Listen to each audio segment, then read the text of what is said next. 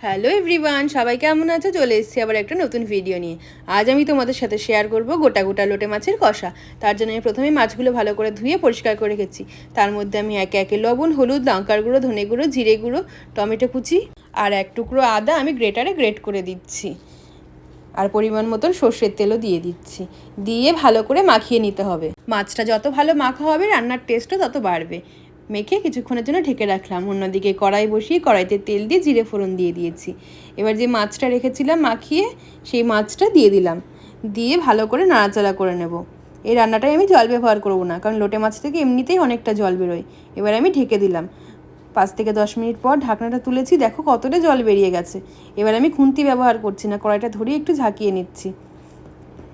লোটে মাছটা খুব নরম হয়, তার জন্য খুন্তি ব্যবহার করিনি। খুন্তি দিয়ে নাড়াচাড়া করলেই মাছগুলো ভেঙে যেতে পারে। এবার ওপর থেকে গরম মশলা ছড়িয়ে ভালো করে ঝাঁকিয়ে নামিয়ে দেবো। ব্যাস, তাহলে কমপ্লিট গোটা গোটা লোটে মাছের কষা। সম্পূর্ণ ভিডিওটা তোমাদের কেমন লাগলো অবশ্যই লাইক, কমেন্ট, শেয়ার করে জানিও। আর যারা যারা ইউটিউব দেখে দেখছো তারা অবশ্যই সাবস্ক্রাইব করতে ভুলো না। আর এই রান্নাটা বাড়িতে সকলে একবার ট্রাই করে দেখো, অবশ্যই ভালো লাগবে।